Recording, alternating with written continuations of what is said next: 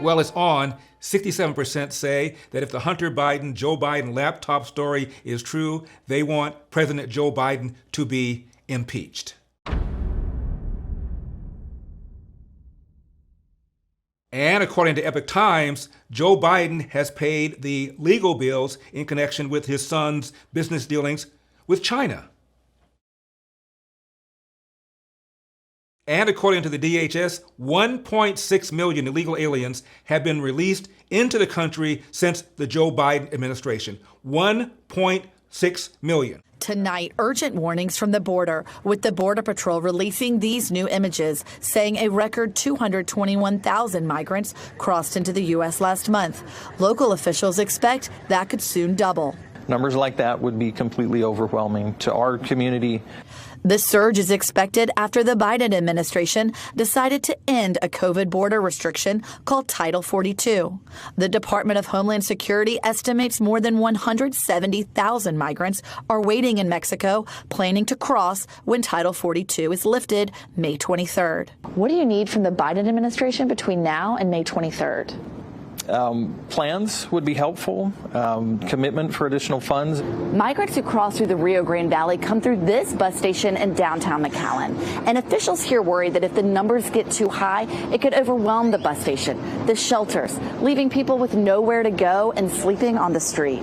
We're asking them to reconsider, lifting the Title 42. Sheriff Eddie Guerra says he's been told by Border Patrol to have his officers on standby in case the ports of entry are overrun. And the DHS secretary could not assure us that terrorists have not been released into the interior. 42 illegal immigrants were encountered at our border are on the terrorist and no-fly list. Are any of them still in our country? Gentleman's time has expired. This is an important question for this committee. Are any of them still in our country? Congressman, I will deliver to you a response with respect to... No, that's a simple question. Are terrorists, people on the terrorist watch list, no-fly list, are they still in the United States that you've encountered on the border? Congressman, some of them may be still in detention. So I will... Have any of them been released? Have any of them been released? Time has expired. This is critical for the country. You got 42. Have they been released? Will the gentleman answer that question? Congressman, I will provide you with... Thank you, Madam They may have been released. Thank you, Madam Chair. Ranking Member, I believe it is my time. Madam Chair, if I could just 1 second. The gentleman's time has expired. We want to know if people on the terrorist watch list, have any of them been released? Mr. And he won't answer that question. It is, Mr. Jordan, it is my time. But this is about people. It is my time. That's a pretty important question. Expired. That's a pretty important question.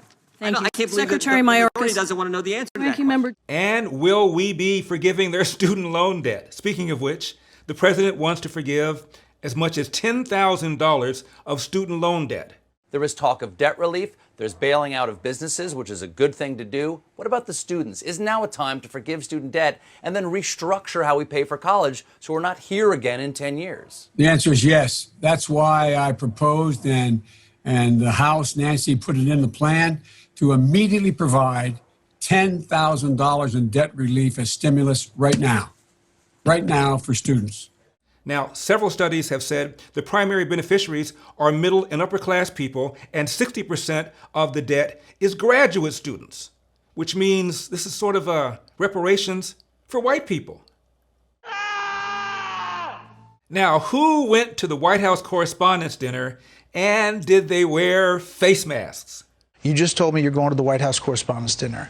The president's going to the White House Correspondents' Dinner. You're not mandated to wear a mask there.